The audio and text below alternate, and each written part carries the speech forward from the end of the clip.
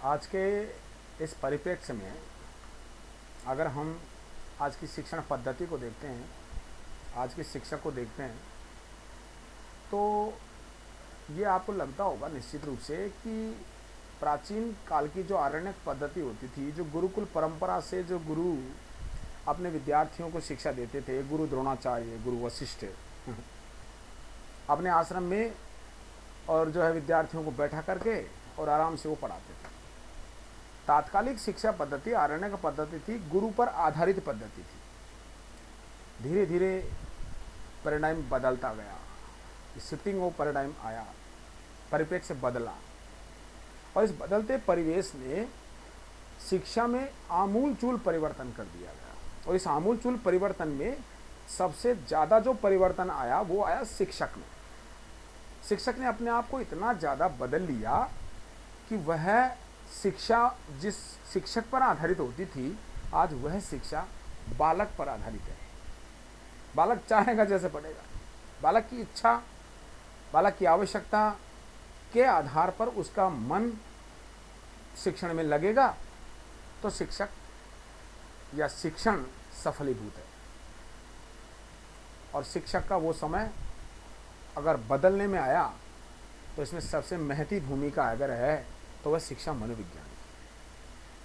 अब शिक्षा मनोविज्ञान को समझने के लिए हमें इसे दो कंसेप्टों में समझना पड़ेगा, एक तो शिक्षा और एक मनोविज्ञान।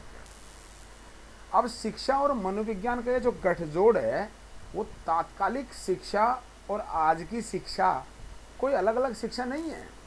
अर्थों में अगर देखें तो शिक्षा का उद्देश्य सा विद्या या विमुक्त तात्कालिक था, प्राचीन था, आज वही अर्थ है, लेकिन थोड़ा सा हमारा सोचने का जो तरीका है वो बदला गया है।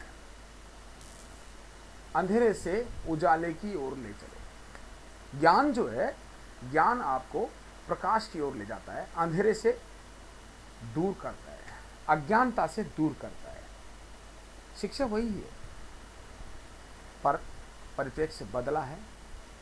मनोविज्ञान के द्वारा इसके विधि प्रविधियों में जो बदलाव आया है, शिक्षक में जो बदलाव आया है, निश्चित रूप से इसमें शिक्षक मनोविज्ञान की उपादेयता बहुत कुछ तरीके से हम स्वीकार कर सकते हैं।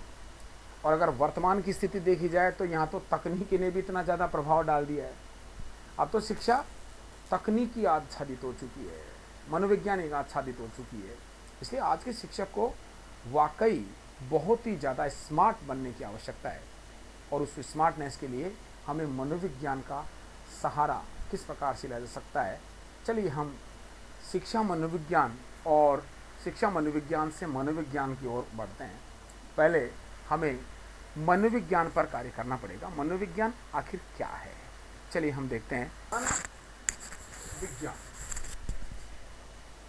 अगर हम दार्शनिक आधार पर इसके अर्थ को हम देखें या हमारी संस्कृत भाषा के इसके आधार पर देखें, मनस विज्ञान है, स मनोविज्ञान। अब ये मन का जो विज्ञान है, इस मन पर अगर हम बात करें तो इसके ऐतिहासिक परिप्रेक्ष्य में बहुत सा अध्ययन हमारे मनोवैज्ञानिकों का है। जब इसने कभी आत्मा का रूप धारण किया, कभी मन का, तो इस पर हम अभी नहीं आएंगे। अभी हम सीधे से बात करते हैं, सीधी बात करते हैं कि भाई ये है तो सही कोई न कोई विज्ञान है। अब विज्ञान का जो सीधी अगर हम परिभाषा पर हम आते हैं कि विज्ञान किसे कहते हैं, चलिए हम एक तो कला होती है, एक और विज्ञान होती है। कला किसको कहते हैं? कला जिसके कोई लॉजिक नहीं है, जिसके कोई क्रमबद्धता नहीं है, जिसका कोई सिस्टम नहीं है। और विज्ञान में ये चीज़ें हैं, वहाँ अनलॉजिकली कुछ है नहीं, क्रमबद्ध अध्ययन, सिस्टमेटिक, लॉजिकली। तो ये तो है कि ये कोई साइंस है और मन का साइंस है। अब कला की मैंने जो बात करी थी, कला का मतलब है अनलॉजिक। अनलॉजिक का मतलब ये नहीं है कि उसका कोई आधार नहीं है, क्योंकि एक जो कवि होता है वो कवि का कोई लॉजिक नहीं होता है। वो कविता में कहते हैं कि जहाँ पहुँचे न रवि वहाँ पहुँचे कवि। एक जो चित्रकार की तुलिका कहाँ चलती चलती कहाँ से कहाँ कौन से चित्रांकन कर दे, कौन सा दृश्य सामने पैदा कर दे, इसकी कोई गारंटी नहीं है, इसकी कोई लिमिटेशन नहीं। और ना ही उसका कोई क्रमबद्ध है कि वो पहले नीचे वो पेड़ की शाखा बनाएगा, बाद में पेड़ की पत्तियां लगाएगा, या किसी प्राकृतिक चित्रण में नीचे पहाड़ों का दृश्य दिखाएगा। ये उसकी अपनी जैसे उसके मानसिक जो प्रक्रिया है उसके आधार पर वो चलता जाता है। ठीक है, तो कला को तो हम इस तरीके से हम महसूस कर सकते हैं, और विज्ञान का अपना एक क्रमबद्ध है, इसलिए मैंने विज्ञान पर इतनी बात करी। बहुत ज़्यादा बात हो गई कला और विज्ञान पर, लेकिन आपको ध्यान में आ गया होगा। बाकी ये तो नित्य है कि यहाँ एक विज्ञान की बात हम करना चाहते हैं, और अब विज्ञान की जब बात करना चाहते हैं तो ये कौन सा विज्ञान है? ये एक तरीके का शैक्षिक और अनुप्रयोगात्मक विद्या है, एक एजुकेशनल साइंस है, एक एक्सपेरिमेंटल, जिस पर हम प्रयोग कर सकते हैं, जो प्राणी के मानसिक प्रक्रियाओं, अनुभवों तथा व्यक्त और अव्यक्त दोनों व्यवहारों का क्रमबद्धन करते हैं। हमारे मनोचिकित्सकों के माध्यम से, मनोवैज्ञानिकों के माध्यम से मानसिक स्थिति पर बहुत ज़्यादा कार्य हो चुका है। ये चेतन मन है, अचेतन मन है, तो व्यक्त अव्यक्त प्रक्रियाओं का अध्ययन करने का कार्य इसका है, जो इस विज्ञान के अंतर्गत प्राणी, चाहे वो पशु है चाहे वो मनुष्य है, उसकी मानसिक प्रक्रियाओं और उसके एक्सपीरियंस को जो वो बता सकता है, या वो कभी कभी नहीं बताता है, लेकिन उसके मनोदेही की स्थिति के आधार पर, क्योंकि उसकी आंखों की, उसके भाव भंगिमा के आधार पर भी कभी कभी वो व्यक्त हो सकती है। और उस व्यक्त हुई प्रक्रियाओं को, व्यक्त हुई उस ज्ञान को जो अध्ययन के काम में लेता है, यह वह विज्ञान है।